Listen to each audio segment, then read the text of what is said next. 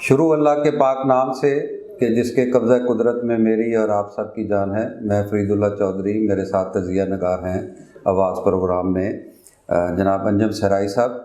ناظرین کرام، ہمارے ملک میں ویسے تو یہ پاکستان مسائلستان ہے، کوئی اچھی خبریں بھی ہوتی ہیں، کوئی بہت افسوسناک خبریں بھی ہوتی ہیں، اور بعض خبریں ایسی ہوتی ہیں جو پوری قوم کو غمزدہ کر جاتی ہیں۔ ایسا ہی ایک ثانیہ اس ملک پہ گزرا ہے کہ چند روز قبل محسن پاکستان جناب ڈاکٹر عبدالقدیر خان صاحب انتقال پروگرام کے لیے زندگی کے پہلو پاکستان اور مشکلات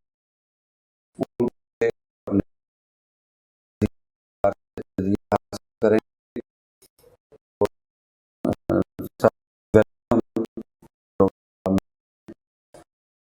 بسم اللہ الرحمن الرحیم۔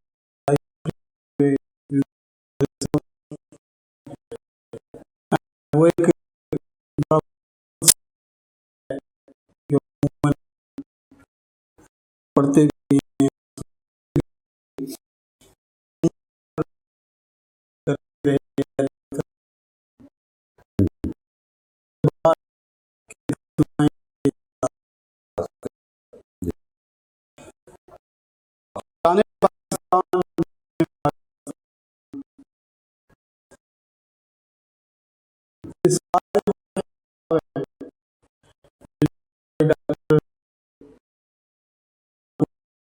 اس قوم میں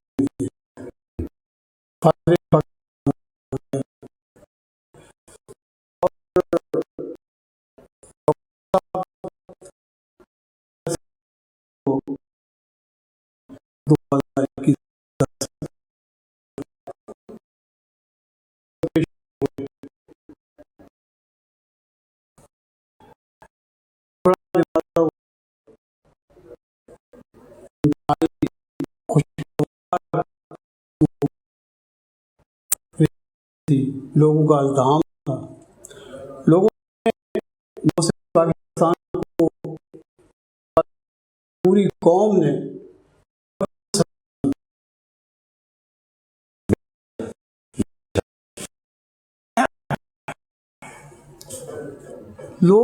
میں نے دیکھا کہ لوگ غموں اندوں میں ڈوبے ہوئے تھے، لوگ سوگوار تھے، ہر بڑا چھوٹا، ہر طالب علم، پوری قوم نے، ہر آگئی اور شعور رکھنے والا جو پاکستانی تھا، اس کو محسن پاکستان کے بچھڑنے کا بڑا دکھ ہوا، اور نہ صرف بچھڑنے کا بلکہ اس دکھ کے پس منظر میں ان کے ساتھ جو ہمارا ایک طرز عمل رہا ریاست کا اور حکومت کا، وہ بھی لوگوں کو دکھی کر گیا، لوگوں کو افسردہ کر گیا۔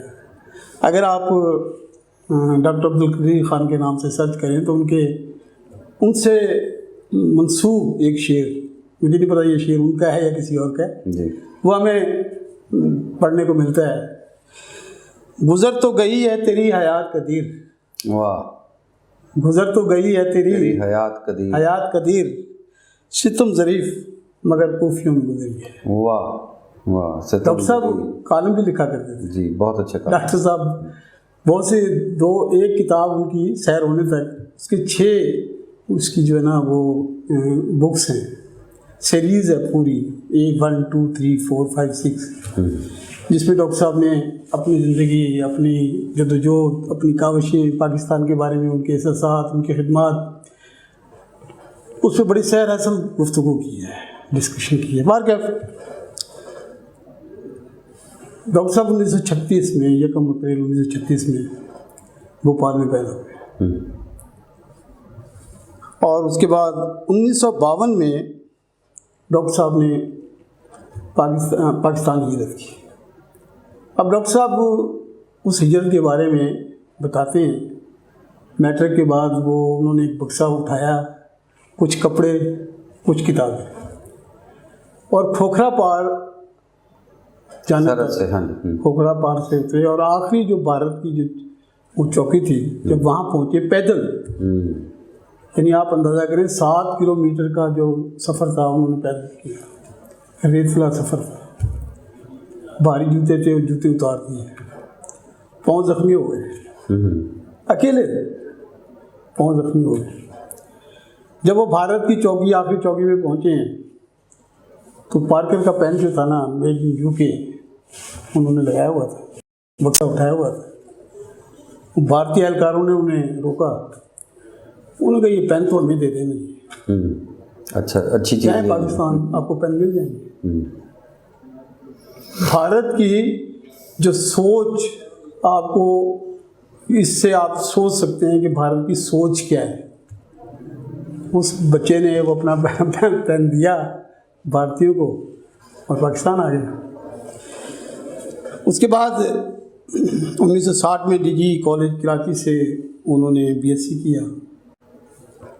1964 میں ہالینڈ میں تھے، ان کی شادی ہوئی ہینی خان سے۔ اور اس میں جو خوبصورت بات ہے، اس زمانے میں جو سفیر ہالینڈ تھے ہمارے قطب اللہ شہاب صاحب، جن کا شہاب نامہ ہے، بہت بڑے رناؤنڈ مفکر بھی ہیں، رائٹر بھی ہیں، بیوروکریٹ بھی بڑے تھے، بہت بڑے ایک صوفی بھی ہیں، بعض لوگ انہیں صوفی بھی مانتے ہیں۔ جی جی۔ تو وہ ان کی شادی میں گواہ تھے، ڈاکٹر عبدالقدیر کی شادی میں قطب اللہ شہاب صاحب گواہ تھے۔ اس سے آگے چلیں تو پھر انہوں نے 1960 میں 1960 میں بتا گیا ہوں کہ ڈی جی کالج سے کراچی کیا، 64 میں شادی ہوئی، 67 میں ہالینڈ سے ایم ایس سی کیا اور پھر بلجیم سے پی ایچ ڈی کیا۔ اس بندے میں جی جی، ڈاکٹر صاحب نے بلجیم سے پی ایچ ڈی کیا۔ 1972 سے 76 تک ہالینڈ میں ملازمت کی، جی، یعنی وہ یورپ آشنا تھے، یورپ ان سے واقف تھا، پیسے ان کے پاس بہت سے تھے، بہت سی منزلیں ان کی منتظر تھی، بہت سے راستے ان کی طرف ان کے منتظر تھے۔ ایک اگر وہ پاکستان نہ آتے تو ایک بڑا خوبصورت اور بڑا ایک بھرپور مستقبل ان کا یورپ میں ان کے لیے تھا، موجود تھا۔ 1974 میں ڈاکٹر صاحب جب بھارت کی تگ و دو دیکھتے ہیں اور ان کے علمی تجربات کے حوالے سے بھارتی جو ان تک پہنچتی ہیں کہ جی بھارت ایٹمی پروگرام کے حوالے سے اپنی ٹارگیٹ اچیو کرنے میں کام کر رہا ہے، تو 1978 میں ڈاکٹر صاحب نے ذوالفقار علی بھٹو شہید کو خط لکھا۔ ان کے لیے اگر آپ چاہتے ہیں تو میں اپنی خدمات پاکستان کے لیے وقف کرتا ہوں اور ہمیں ایٹمی توانائی اور ایٹمی پروگرام پہ کام کرنا چاہیے۔ بھٹو صاحب نے کہا جی ٹھیک ہے آ جائیں، اور ڈاکٹر صاحب سب کچھ چھوڑ چھاڑ کے پاکستان آ گئے۔ 31 جولائی 1976 میں ڈاکٹر صاحب نے یعنی کوہٹا ریسرچ اکیڈمی کا بنیاد وہ آغاز کیا اور اس میں پروجیکٹ ڈائریکٹر بن گئے۔ بھٹو صاحب نے یعنی سب سے زیادہ جب بھی سوال کیا گیا ڈاکٹر قدیر سے ایٹمی توانائی کے ایٹمی پروگرام کے حوالے سے کہ کون سے حکمرانوں نے سب سے زیادہ آپ کے ساتھ کوآپریٹ کیا، تو انہوں نے ڈاکٹر ذوالفقار علی بھٹو صاحب کا اور پھر ضیاء صاحب، ضیاء الحق کا، جنرل ضیاء الحق کا، ان کے لیے دو بڑے لوگ تھے جنہوں نے مجھے کوئی روک ٹوک نہیں تھی، پیسے کا پرابلم نہیں ہوا، بلکہ جنرل ضیاء الحق کے دور میں 1981 میں جو ریسرچ کوٹا جو ایک پروجیکٹ تھا اس کا نام ہی انہوں نے doctor A Q Khan research Kahuta بنا دیا، یعنی وہ پروجیکٹ کا نام ہی ڈاکٹر اے کیو خان کے جو خدمات تھی ان کے اعتراف میں انہوں نے ان کے نام پہ ہی اس لیبارٹری کا نام رکھ دیا KRC، اور اس کے بعد doctor A Q Khan research laboratory رکھ دیا گیا، اس کا نام ہی مکمل کر دیا۔ یعنی اتنا وہ بھرپور طریقے سے کام کر رہے تھے، حکومت اور ریاست اتنی مطمئن تھی اور اتنا وہ ان کی خدمات کو سراہا گیا، اعتراف کیا گیا کہ اس لیبارٹری کا نام ہی ڈاکٹر اے کیو خان کے نام پہ رکھ دیا۔ اور پھر آپ یہ بڑی عجیب سی بات ہے کہ صرف 8 سال کے عرصے میں ڈاکٹر اے کیو خان اور اس کی ٹیم نے 28 مئی 1998 میں چاغی میں 5 کے مقابلے میں 6 تجربات کیے ہیں. ٹھیک ہے. تو یہ ڈاکٹر صاحب یہ اچیومنٹ ہے. یعنی آپ یہ بات تو ماننے کی ہے نا, دنیا مانتی ہے. نوبل پرائز جو سائنسدان تھے جنہوں نے نوبل کا انعام حاصل کیا, نوبل پرائز حاصل کیا, وہ لوگ بڑے حیران ہو گئے کہ یار یہ 8 سال میں پاکستان جیسا محدود وسائل کا ملک, وہاں انہوں نے ایٹمی پروگرام مکمل کیا اور تجربات کیے. اور یہ بات بھی ماننے کی ہے کہ جب طاقت کا بیلنس برابر ہوا بھارت اور پاکستان کا, تو جو صاحب ہم بہت سی آزمائشوں سے بچے. اگر آج بھارت سوچتا ہے ہماری طرف دیکھتے ہوئے بار بار سوچتا ہے, اگر اس کے چیلنج میں وہ جو چینلز پہ بیٹھے ہوئے جو چیخ و پکار ہمیں سنائی دیتی ہے, تو اس کے پس منظر میں وہی دہشت اور خوف ہے جو ڈاکٹر IQ خان نے دی. بالکل ٹھیک ہے نا, AQ خان نے دی. تو یہ جو ہے نا جی, اس کے بعد آپ دیکھیں 3 ایوارڈ ملے. 1989 میں ہلال امتیاز دیا. اس کے بعد پھر صدر فاروق لغاری صاحب نے مقصد ہے کہ آپ یہ دیکھیں کہ انہیں دیا کیا کہتے ہیں ایوارڈ سے نوازا. پھر 1998 میں رفیق تارڑ صاحب نے ایوارڈ سے نوازا. 3 ایوارڈ, 2 صدارتی ایوارڈ اور ایک جو ہے وہ حلال امتیاز ایوارڈ گورنمنٹ نے ان کی خدمات میں دی. جی. اب 1900 ہمارا جو پروگرام مکمل ہوتا ہے, جب ایٹمی دھماکے ہوتے ہیں وہ 1998 میں ہوتے ہیں. جی. 1998 میں مشرف صاحب. اب 2003 میں تاریخ تبدیل ہوتی ہے. اچھا, اس پہ ہم گفتگو ضرور کریں گے. یہاں پہ ناظرین ایک چھوٹا سا وقفہ لیتے ہیں اور وقفے کے بعد ہماری گفتگو جاری رہے گی محسن پاکستان پہ. ہم ان کی زندگی کے مختلف گوشے بھی آشکار کریں گے اور ان پہ جو بعد میں گزری ہے, جیسے ابھی تذکرہ کر رہے تھے انجم سرائی صاحب, وہ بھی ان سے تجزیہ لیں گے اور سنیں گے کہ کیا ان کے ساتھ بیتی. پھر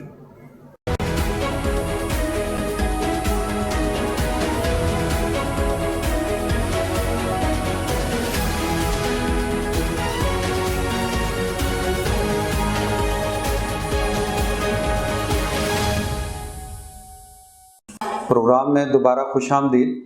ناظرین, میں ابھی ذکر کر رہے تھے انجم سرائی صاحب کہ 2 بندوں کی ہمیشہ ڈاکٹر عبدالقدیر خان نے تعریف کی ہے. ایک بھٹو صاحب کی, بھٹو شہید کی, اور دوسرے جنرل ضیاء الحق کی.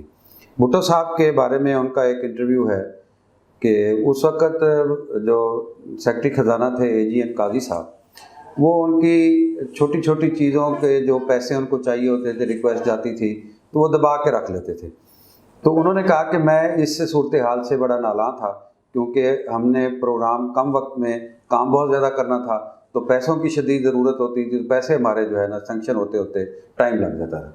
تو اس پہ انہوں نے ڈاکٹر صاحب نے خط لکھ دیا وزیر اعظم کو. تو انہوں نے کہا جیسے ہی خط بھٹو صاحب کو ملا, بھٹو صاحب نے مجھے فوری طور پہ ملاقات کے لیے بلا لیا. تو جب انہوں نے پوچھا کہ جی ڈاکٹر صاحب کیا مسئلہ ہے, تو میں نے جب ان کو کہا کہ جناب اس طرح میرا وزارت دفاع میں اور وزارت خزانہ میں سیکرٹری صاحب پیسے روک کے بیٹھ جاتے ہیں, تو انہوں نے پھر کہا کہ یہ صورتحال اس پروگرام میں نہیں رہے گی, میرے پاس ان کی ڈیمانڈ ڈائریکٹ آئے گی. ان کو پرنسپل سیکرٹری صاحب کو اس وقت بلایا اور ان کو یہ حکم جاری کیا کہ ڈاکٹر صاحب کی ریسرچ لیب سے جو بھی کارسپانڈنس ہوگی وہ وزیر اعظم سے ڈائریکٹ ہوگی. اور اس کے بعد انہوں نے کہا کہ مجھے کبھی پیسے کی کوئی کمی نہیں رہی. جی, تو اس صورتحال میں آپ پروگرام کے پہلے وقفے سے جانے سے پہلے آپ بتا رہے تھے کہ جب پرویز مشرف کی حکومت آئی تو اس وقت پھر کچھ پرابلم شروع ہو گئے, ڈاکٹر عبدالقدیر خان کچھ آزمائش میں مبتلا ہوئے. تو اس بارے میں ذرا ہمارے ناظرین کو بریف کیجیے گا. لیکن 28 مئی 1998 ہمارا پروگرام مکمل ہوتا ہے اور ایٹمی دھماکے کیے جاتے ہیں چاقی میں 5 کے مقابلے میں 6 بھارت کے مقابلے. جی. اور 2003 میں ایک رپورٹ چھپتی ہے اقوام متحدہ کے ادارے واچ ڈاگ سے, جس میں وہ یہ الزام لگاتے ہیں کہ پاکستان کے کچھ سائنسدانوں نے یہ جو جوہری راز ہیں یہ ٹرانسفر کیے، اچھا ہاں، لیبیا، ایران اور شمالی کوریا، ان 3 ممالک میں۔ ہماری حکومت محسن پاکستان کو قومی مجرم بنا کر ٹی وی پہ پیش کرتی ہے۔ قدیر خان گرفتار ہو جاتے ہیں، ٹی وی پہ پیش کیا جاتا ہے، اور ٹی وی پہ AQ خان اس بات کا اقرار کر لیتے ہیں کہ یہ سارے گناہ میں نے کیے۔ اچھا، اس پہ بڑا اچھا ایک تبصرہ کیا اس وقت چودھری شجاعت حسین صاحب نے۔ انہوں نے کہا کہ آج محسن پاکستان نے ایٹم بم سے بڑا ایک احسان کر دیا ہے پاکستان سے۔ چودھری صاحب اس زمانے میں وزیر اعظم تھے، جی چودھری شجاعت حسین صاحب جی وزیر اعظم، انہوں نے یہ تبصرہ نہیں کیا۔ اس وقت وہ وزیر اعظم تھے یا وزیر اعظم کچھ تھے، ہاں بہرحال عام عہدے پہ تھے، ان کی یہ بات میرے ذہن میں ہے، خاص یہ بڑے بیان ذمہ دار تھے۔ بہرحال ٹی وی پہ آگے جب پوری قوم شوتر رہے گی، یہاں تو یار کوئی بندہ میرے جیسا بندہ کچھ اٹھا لے تو کچھ وقت لگاتا ہے، اور پھر ہمارے ہاں جو ایک یعنی عام سی بات جو ہم لوگ سمجھتے ہیں کہ ہمارے ہاں فواد شریف آدمی اعتراف جرم کر کے ہی بچتا ہے، جی اگر اعتراف جرم کر لیا جائے تو بس ٹھیک ہے۔ تو اس اعتراف جرم میں سمجھتا ہوں، میری ایک رائے ہے کہ، اور بہت سے لوگوں کی رائے ہوگی، پوری پاکستانی قوم کی یہ رائے ہوگی کہ ڈاکٹر صاحب جیسا حلیم، شفیق، ذمہ دار آدمی جو باہر کام کرتا رہا یار، اگر چوری کی عادت ہوتی بار بار لگاتے نا کہ یہاں سے وہ راز اٹھا کے لے گیا، یہاں سے کچھ پاکستان میں لے گیا، کسی کو یہ حوصلہ نہیں ہوا۔ تو ڈاکٹر صاحب نے ایک بہت بڑا احسان کیا اس قوم پہ، دوسرا بڑا احسان کر دیا، اس سے بھی بڑا احسان، اس سے بڑا، کیونکہ میں سمجھتا ہوں کہ ڈاکٹر صاحب اگر یہ سب بیان نہ دیتے تو شاید پاکستان کے لیے حالات زیادہ مشکل ہو جاتے، جی ہاں، جو ان کے لیے بھی مشکل ہو جاتی ہے، جو صورتحال اور بنی ڈاکٹر صاحب کے ہوئی لیے تھی۔ مشکل ہو جاتی ہاں جی۔ ہے۔ اور ڈاکٹر صاحب اس الزام، میں تو الزام ہی کہوں گا، میں اس اعتراف میرا ذہن مانتا نہیں ہے۔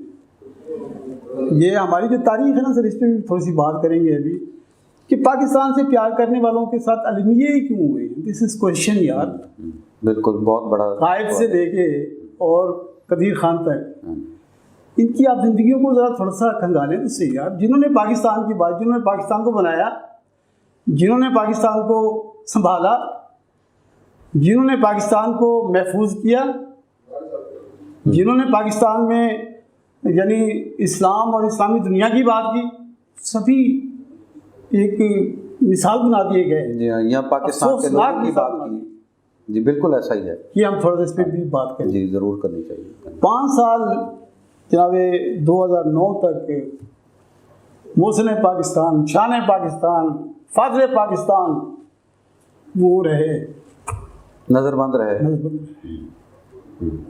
5 سال تک نظر بندی، اور اس کے بعد ہائی کورٹ نے انہیں کہا کہ ان کی نظر بندی وہ ہے، کیا کہتے ہیں، غیر قانونی ہے، آپ انہیں رہا کریں، اور اس کے بعد بھی تا وفات ان کی زندگی نیم نظر بندی میں گزری۔ ہاں، پابند رکھا ان کو۔ آخر میں جو ان کا ایک آیا ہے، کیا کہتے ہیں، لیٹر جو سامنے آیا ہے، جو مراد شاہ صاحب کو لکھا، مراد علی شاہ، بڑا خوفناک ہے، بڑا افسوسناک ہے، دل دکھا دینے والا ہے۔ یعنی اس قدر لکھا گیا ہے کہ اس قدر سیکورٹی تھی کہ ان کی اگر گلی میں سے کوئی بندہ 2 دفعہ گزر جاتا اس کو اسے پکڑ لیا جب کیوں گزرے ہو۔ میں ان کے بچے اور ان کے گھر والے ان سے نہیں ملتے، 2 بیٹیاں تھیں، ان سے نہیں مل سکتی۔ جی اچھا، میں ناظرین جو بات انجم سرائی صاحب کر رہے تھے، ایک پروگرام آتا نجی ٹی وی کا ایک دن جیو کے ساتھ، تو ہمارے بہت نامور صحافی ہیں سہیل وڑائچ صاحب، وہ ان کو جب انٹرویو کرنے گئے تو انہوں نے گیٹ پہ کہہ دیا ان کو کہ بھی میری حد یہاں پہ آزادی کی ختم ہو جاتی ہے۔ تو سہیل وڑائچ صاحب نے ان سے کہا کہ ڈاکٹر صاحب میں نے اجازت دے رکھی ہے، پلیز آپ باہر آ جائیں تو یہاں آرام سے بیٹھ کے گفتگو کرتے ہیں۔ تو ان کے گھر کی سڑک پہ ایک ڈھابا بنا ہوا ہے، جیسے روڈ سائڈ پہ ہوٹل بنے ہوتے ہیں، تو وہ دونوں صاحبان ایک کرسی میز پہ بیٹھ گئے، تو وہ جو مالک ہیں ان کے اس ڈھابے کے یا اس ہوٹل کے ریسٹوران کے، وہ آئے اور انہوں نے ہاتھ باندھ کے عرض کیا کہ جناب ڈاکٹر صاحب آپ تو یہ انٹرویو دے کے چلے جائیں گے تو اس کے بعد ہو سکتا ہے نہ میں ملوں یا میرا ڈھابہ نہ ملے آپ کو، تو مہربانی کریں کہ آپ یہاں سے اٹھ جائیں۔ تو ہوا یہ کہ اسی سڑک کے فٹ پاتھ پہ بیٹھ کے وہ 1 گھنٹے کا پروگرام کیا گیا جو ریکارڈ پہ ہے، یوٹیوب پہ آپ کو مل سکتا ہے۔ جیسے انجم سرائی صاحب بتا رہے تھے کہ ان کو جب نظر بند کر دیا گیا تو نظر بندی کے ایک کالم میں انہوں نے کہیں لکھا ہے کہ میرے لیے اپنی بچیوں کو تعلیم دینا، تعلیم ان کی جاری رکھنا بہت مشکل ہو چکا ہے۔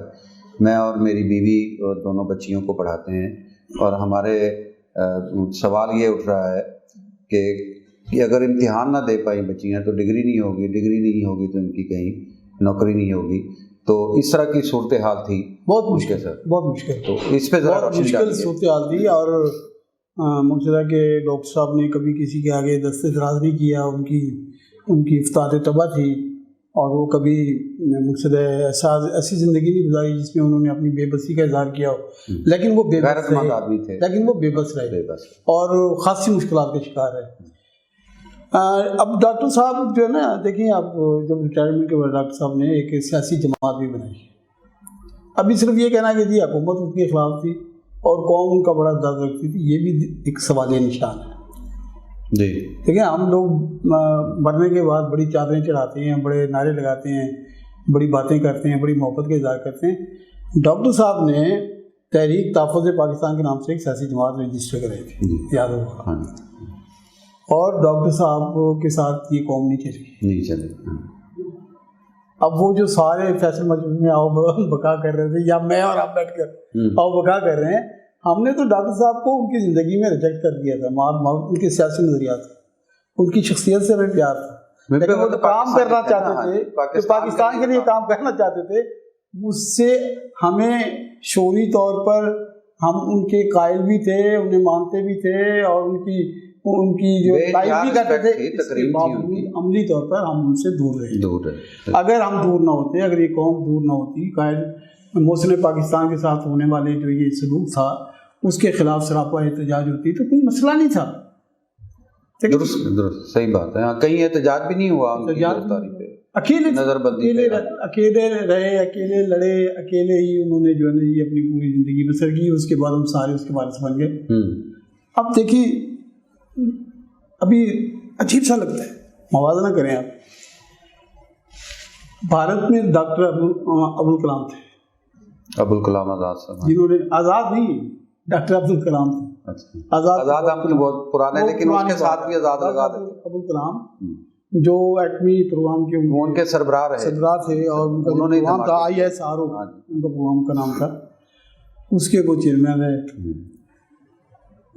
جب انہوں نے دھماکے کیے اور وہ جو مقصد ہے کہ کامیاب انہوں نے ایٹمی پروگرام کیے، ایٹمی پروگرام کو کامیاب بنایا، تو بھارت نے انہیں صدر پاکستان بنایا، صدر ہندوستان بنایا، ہاں صدر ہندوستان بنایا، انڈیا کا صدر بنایا۔ اور اس کے بعد جب وہ وفات ہوئی ہے 2015 میں ان کی، تو وزیر اعظم سمیت prime minister, governor of Tamil Nadu اور آندھرا پردیش، تمام اسٹیٹ آفیشل، ہاں جی، بڑا اسٹیٹ فیونرل ان کو دیا گیا، تمام کے جنازے میں موجود تھے، بالکل تھے۔ ہمارے محسن پاکستان کے جنازے میں تو سوائے مراد علی شاہ کے یا وزراء کے، کچھ وزراء کے، یا ہماری حساس اداروں کی قیادت کے، اور تو کوئی نظر نہیں آیا ہمیں۔ اور انہوں نے اپنا جو خط لکھا ہے، صدر بڑا قریب تھا، صدر پاکستان کا، صدر پاکستان، وزیر اعظم پاکستان کا آفس بڑا قریب تھا، آپ کے گورنر، چاروں صوبوں کے گورنر، چاروں صوبوں کے وزرائے اعلیٰ، ایک مراد شاہ آپ کو نظر آتا ہے، مراد علی شاہ صاحب آئے، اور وہ بھی میں سمجھتا ہوں کہ ڈاکٹر صاحب کے آخری خط کا اثر تھا، ڈاکٹر صاحب نے انہیں آخری خط لکھا ہے، انہوں نے ان کو جو سوشل میڈیا کے متعلق دریافت کیا اور ان کو پھولوں کا گلدستہ بھیجا، اور تو کسی نے بھیجا نہیں، اور کہیں یہ بتایا نہیں گیا، مراد علی شاہ نے بھیجا، اس کے شکریہ میں انہوں نے وہ خط لکھا۔ تو ہم نے اس میں پھر اپنی زندگی کا بھی تو انہوں نے کچھ اظہار کیا نا کہ جی ہاں جی کیسے گزرا، ہاں جی بالکل کیا۔ وہ اس کا میرا خیال ہے کہ اس خط کا اثر تھا کہ مراد علی شاہ صاحب جنازے میں شریک ہوئے۔ باقی تو ہمارے کسی بڑے بندے کو جو نا وہ آنے کی توفیق نہیں ہوئی، ذمہ دار آدمی کو آنے کی توفیق نہیں ہوئی، کیوں بھائی؟ سوال یہ ہے، یہ سوال میں آپ سے کر رہا ہوں، سوال یہ ہے کہ پاکستان کا نام لینے والوں کے ساتھ یہ رویہ کیوں ہوتا ہے؟ یہ انہوں نے خود پاکستان کی بات کرنے والوں کے ساتھ یہ رویہ کیوں ہوتا ہے سر؟ یہ اس میں تو آپ مجھے اس جگہ پہ لے کے جانا چاہ رہے ہیں نا جہاں کبھی میرے ساتھ بھی یہی کام ہو جائے جو لوگوں کے ساتھ ہوا ہے۔ ڈاکٹر قدیر صاحب نے خود یہ فرمایا ہے اپنے اس انٹرویو میں جو ایک دن جیو کے ساتھ ہے کہ جو پاکستان کے لیے کام کرتا ہے، کرنا چاہتا ہے، اس کو یہ مار دیتے ہیں، اس کے ساتھ یہ برا سلوک ہوتا ہے۔ یہ ہمارے لیے سوچنے کی بات ہے، پوری قوم کے لیے اور ہم سب کے لیے، کہ ہم جو لوگ اس قوم کی بہتری کے لیے اپنی زندگیاں تج دیتے ہیں، اپنا وقت قربان کرتے ہیں، ہم ان کے ساتھ اس طرح کا سلوک کیوں رکھتے ہیں؟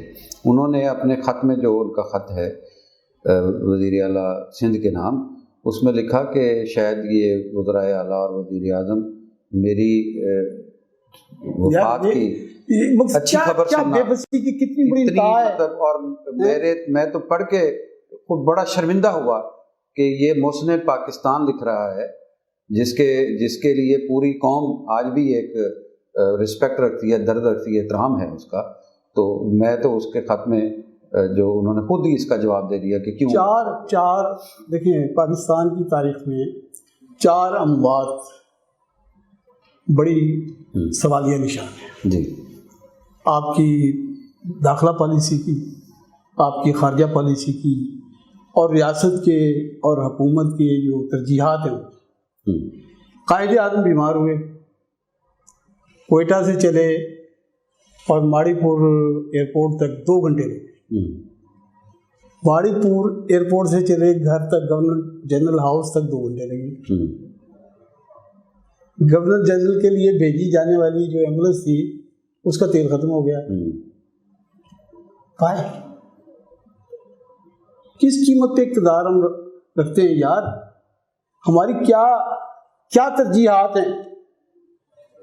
پاکستان کا فاؤنڈر آف پاکستان، بانی پاکستان، جس نے یہاں آزادی کی شمع کو روشن کیا، جس نے لوگوں کے دلوں میں آزادی کی شمع جلائی، جنہوں نے آرگنائز کیا، متحد کیا، اور وہ اس کے آخری 60 دن پڑھنے کے قابل ہیں۔ جنازہ بہت بڑا تھا، جنازہ بہت بڑا تھا، اور اس ایمبولینس میں جس بے بسی کے ساتھ فاطمہ جناح نے وہ وقت گزارا، ڈاکٹر الہی بخش بھی ان کے ذاتی معالج تھے۔ یار کیا ہم دے رہے ہیں اپنے موسموں کو یار؟ آگے چلے جائیں، وہ پاکستان بنانے والے کے ساتھ یہ حال ہوا۔ اس کے بعد جو پاکستان سنبھالنے والے تھے لیاقت علی خان صاحب، ان کو کیسے گولی لگی، اکبر نے سیکورٹی آفیسر سے پستول چھینک کے گولی ماری جی، اور پھر اس کو بھی مار دیا گیا۔ اور وہ وزیر اعظم وہ تھا جس کے بارے میں میں نے پڑھا، اور آپ نے بھی پڑھا ہوگا، اور عام سی بات ہے کہ جب اسے نہلانے کے لیے اس کے کپڑے اتارے گئے، پوسٹ مارٹم اس کے جو تھے وہ کیا کہتے ہیں، بنیان میں سوراخ تھے، کتنا وہ عام آدمی تھا کئی جگہ سے، وہ نواب تھا، اس کا کوئی گھر نہیں۔ اکبر لیاقت علی خان میرے ساتھ تحریک کا کارکن رہا ہے، تحریک استقلال کا، وہ آج بیٹھا ہوا ہے، وہ کہتا ہے میرے پاس علاج کے پیسے نہیں ہیں۔ یہ اب گورنمنٹ آف سندھ نے اس کے علاج کے لیے، میں آپ کو صورتحال یہ میں کہتا ہوں آخر وائے کیوں مانگنے کی نوبت کیوں آئے ایسے لوگوں کو؟ اور وہ دیکھ لیں جنہوں نے پاکستان کے لیے اپنا سب کچھ چھوڑا ہے، سب کچھ چھوڑا، بڑا آگے چلے گی آپ ذوالفقار علی بھٹو کو دیکھ لیں، کیا بنا تھا یار اس کے قتل کو عدالتی جو اس کا فیصلہ تھا، اس کے عدالتی قتل کو قتل قرار دے دیا گیا۔ اب جو فیصلہ کرنے والی قوتیں ہیں وہ شرمندہ ہیں، یار یہ نہیں ہونا چاہیے تھا۔ اب وہ فیصلہ کرنے والے جج خود کہہ رہے ہیں کہ عدالتی قتل مان گئے نسیم۔ اس کے پیچھے کیا تھا یار؟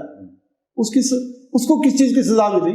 یہی ایٹمی پروگرام شروع کرنے کی، پاکستان کی بات کر رہے ہیں، پاکستان کی بات، عوام کی بات کرتا تھا۔ اس کا جنازہ دیکھ لیں آپ، کیا یار یہ کیا ہم کس دور میں جی رہے ہیں یار؟ ہمارے فیصلے کوئی اور کرتے ہیں؟ دیانتداری کے ساتھ چودھری صاحب، دیانتداری کے ساتھ ہمیں سوچنا ہے کہ کیا ہم واقعی آزاد ہیں، ہم فیصلوں میں آزاد ہیں؟ ہم پاکستان سے محبت کرنے میں آزاد ہیں، پاکستان کی تعمیر کرنے میں آزاد ہیں۔ شہید ذوالفقار شہید کو بھی وہ جناب شہید کر دیا گیا۔ بالکل۔ جنرل ضیاء الحق کو دیکھ لیں، اس نے ایٹمی پروگرام پہ سمجھوتا نہیں کیا، اس سے کہہ لیں آپ بڑا وفا شعار تھا اور یہ تھا اور وہ تھا، سب کچھ کہہ لیں، لیکن ایٹمی پروگرام کو اس نے چلایا ابرومندانہ طریقے سے، بااختیار کیا ڈاکٹر کیو خان کو۔ کیسے اس کا انجام کیا ہوا؟ یہ بالکل پھر اسی سے جو یہ تسلسل ہے ڈاکٹر کبیر کے ساتھ جو ہو رہا ہے، کیوں کوشچن ہے یار، ایک سوال ہے، نسل نو کا سوال ہے یار، یہ اس سوال کا جواب دے کوئی نہ کوئی تو دے، کیا آخر وجہ جو پاکستان، جس نے پاکستان بنایا، جس نے پاکستان کو سنبھالا، جس نے پاکستان کو محفوظ کرنے کے لیے ایٹمی پروگرام شروع کیا، جس نے تسلسل کیا، جو اس نے کامیاب کیا،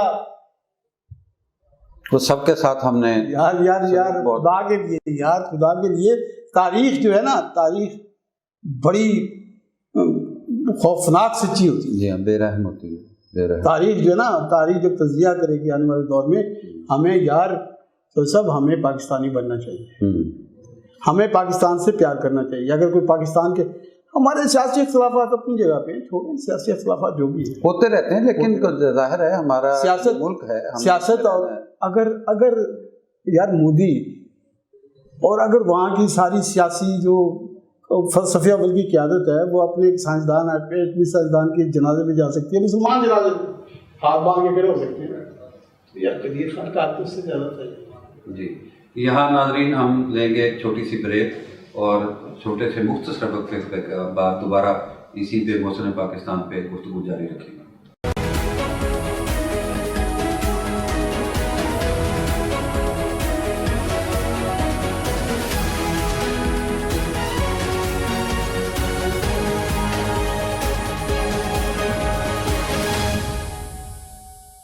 جی پروگرام میں خوش آمدید۔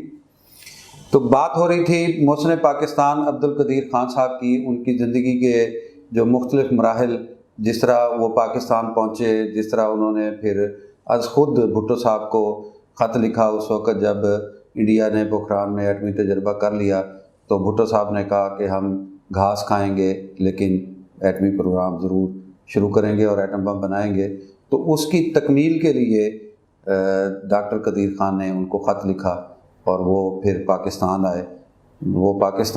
پھر پاکستان میں انہوں نے اس پروگرام کو نہ صرف کامیاب کیا، بلکہ 1998 میں ہم نے ان کے 5 دھماکوں کی بجائے 6 دھماکے کر دیے، اور یہی وجہ ہے کہ دشمن ہمیں آج میلی آنکھ سے نہیں دیکھ سکتا۔ لیکن جو سوالات اٹھائے انجم سرائی صاحب نے بڑے ویلڈ ہیں، میں نے اور آپ نے ان کے جواب دینے ہیں۔ میں ابھی چلتے ہیں سرائی صاحب، یہ جو ایک تو پہلو ان کا سائنسدان ہے، سائنسدان کے ساتھ ساتھ وہ اچھے کالم نگار بھی تھے، ادیب بھی تھے، آپ نے ان کی کتابوں کا حوالہ دیا۔ انہوں نے فلاحی کام بھی کیے، انہوں نے اپنے ایک انسٹیٹیوٹ بھی بنائے، پھر ہسپتال بھی بنائے، اس سے متعلق کچھ فرمائیے گا۔ ڈاکٹر صاحب کا AQ خان بڑا مشہور ہاسپٹل ہے، ایک انسٹیٹیوٹ بھی ہے، اس کے بعد لاہور میں ہاسپٹل ہے، وہ بھی بنایا، لیکن اس جو ادارے بنائے ان اداروں سے ڈاکٹر صاحب تو استفادہ نہیں کر سکے۔ ڈاکٹر صاحب تو اب ڈاکٹر صاحب کا جو آخری جو سپریم کورٹ میں جو ان کی پڑی ہے ریٹ آئی ہے، اپلیکیشن پڑی ہے، اور جس پہ ابھی تک وہ پینڈنگ ہے، جس کو اس میں انہوں نے لکھا کیا ہے، انہوں نے کہا کہ جناب مجھے کسی اسکول میں نہیں جانے دیا جاتا، مجھے کوئی لیکچر نہیں دینے دیا جاتا، میں کہیں اپنی آزادی کے ساتھ کہیں جا نہیں سکتا۔ یہاں تک لے کر وہ کہا کرتے تھے کہ جب میں کوہٹا کا انچارج تھا اتنی سیکورٹی تب نہیں تھی میرے لیے، جب میں بوڑھا ہو گیا ہوں، 85 ایئرس کی عمر تھی ان کی جب میرا خیال ہے 85 سال ہو گئے، 85 سال کی عمر میں، 85 سال کی عمر میں 85 ایئرس کی عمر ہے جس عمر میں یہ فوت ہوئے ہیں۔ اب یہ 80-85 سال کا بندہ یار کیا کر سکتے ہیں؟ تو اس کی اتنی نگرانی کی جا رہی ہے، یعنی اس کو جو ہے نا جی وہ بیچارہ گھٹ کے مر جاؤں یہ مرضی میرے سیار کی ہے، بس یہی بات تھی. نہیں آپ یہ سمجھتے ہیں اچھا کہ ان کو تنگ کیا جا رہا ہے؟ 57 ممالک میں 57 ممالک میں اسلامی ممالک ہیں 57 اور پاکستان پہلا ایٹمی ملک ہے. اسی لیے اسلامی ایٹمی بم کہا جاتا ہے. یورپ نے مذاق کیا اسلامی بم کا, ہاں اور ڈاکٹر ایکیو خان نے فخر سے کہا کہ ہاں یہ اسلامی بم ہے. ڈاکٹر نے نہیں کہا کہ یہ پاکستانی بم ہے. جی جی. انہوں نے کہا یہ پوری امت مسلمہ کے لیے تحفہ ہے پاکستان کی طرف سے. اور یہ بات ماننے کی ہے. دیکھیں یار, ہم لوگ جو پارا ہو کر افتراق و انتشار کا شکار ہو کر جو ہمارے اسلامی ممالک ہیں وہ ذبح ہو رہے ہیں نا. کبھی ایران ٹوٹ رہا ہے, کبھی عراق ٹوٹ رہا ہے, کبھی شام کا حال خراب ہو رہا ہے, کبھی مصر کو تختہ مشق بنایا جا رہا ہے, کبھی فلسطین کو دیکھیں آپ, کبھی پاکستان کے حصے دو لخت کیے جا رہے ہیں. یعنی اور پھر ایک نیا پاکستان, نئی زندگی, نئی دنیا, اور ہمیں اس قسم کے لالی پاپ دے کے ہمیں. اب دیکھیں آپ بول سکتے ہیں پاکستان کے تقسیم کو, بہت خوفناک دو لفظ ہوا اس کو بول سکتے ہیں, بہت خوفناک. اور میں سمجھتا ہوں, دیکھیں میرا باپ جو تھا نا وہ بھی 85 ایج کی عمر میں مرا, میرے والد صاحب. آپ کے والد صاحب بھی شاید, ہاں جی, مجھے نہیں پتا. 74 سال. جن لوگوں نے پاکستان کو بنتے ہوئے دیکھا ہے, جنہوں نے پاکستان کو بنانے میں صعوبتیں برداشت کی. ہمارے ایک انتہائی بزرگ ساتھی ہیں رانا مجاہد صاحب, جانتے ہیں؟ جی بالکل جانتے ہیں. میں نے ان کا انٹرویو کیا. میں کہا رانا صاحب سنائیں, پاکستان جب بنا تھا تو اس وقت کیا حالات تھے؟ کہتا یار بڑا انہوں نے ایک آہ بڑی سینے سے نکلی نا ان کے. ان کا ایک بہت جو مجھے نہیں بولتی ایک یاد کہ میری والدہ, والد اور میں, ہم لوگ والٹن کیمپ میں پہنچے. والدہ, والد, میں اور میری ایک چھوٹی بہن تھی, شاید چند ماہ کی تھی, اس کا نام سروری تھا. تو وہ چھت پہ ہم لوگ بیٹھے ہوئے تھے. ملتان گاڑی کھڑی رہی اور عصر کے بعد جو ہے نا وہ گاڑی چلی, ہم نے مظفر گڑھ آنا ہے. تو جب جناب پل پہ پہنچی, بڑی ٹھنڈی ہوا چل رہی تھی, شاید اماں کو اونگ آ گئی ہوگی, تو بچی اماں کی گود میں تھی. جب جناب پل پہ سے گزری ہے, بچی پانی میں گر گئی اور ماں کی آنکھ کھلی. اس نے کہا ہائے میری سروری, ہائے میری سروری. اور اس کے بعد ہم لوگ مظفر گڑھ آئے, تلاش کیا نہیں ملی, اس کو مظفر گڑھ آ گئے. تو مظفر گڑھ اسٹیشن کے بالکل سامنے برگد کا درخت ہوا کرتا تھا کسی زمانے میں, پتہ نہیں آج کل ہے یا نہیں. اس درخت کے نیچے ہم لوگ بیٹھے, رات کو ابو کی ڈیتھ ہو اسی. یہ ہے پاکستان. جس بندے نے 7 کلومیٹر پیدل چل کے بکسا اٹھا کے پاکستان کی محبت میں سفر کیا ہو, اور سوچ سمجھ عمر کیا تھی 14-15 سال 13 سال, سوچ سمجھ کے آئے 1952 میں میٹرک کر کے. اسے پتہ ہے کہ پاکستان کی کیا قیمت ہے, اسے پتہ ہے. منزل انہیں ملی جو شریک سفر میں ثانیہ یہ.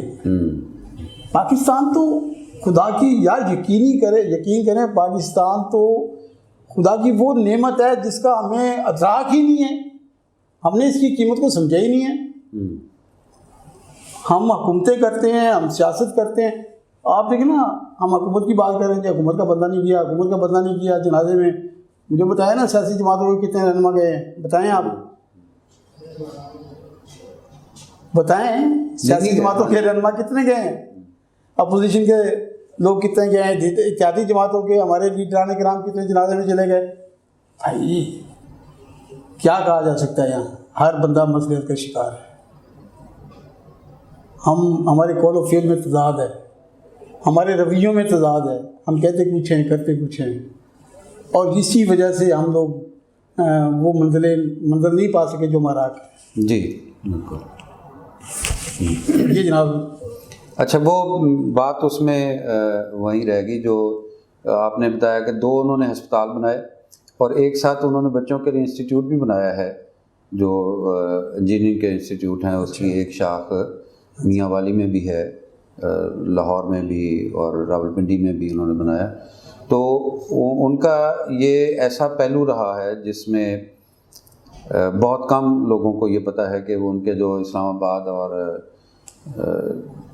لاہور کا ہسپتال ہے، پاکستان جو نا ایکسٹینشن ہو عظیم لوگوں کی جماعت گھر ہے. میں بھی پچھلے تو پڑھ رہا تھا تو کسی بڑے باخبر آدمی سے، بزرگ آدمی سے، پاکستانی سے کسی نے سوال کیا.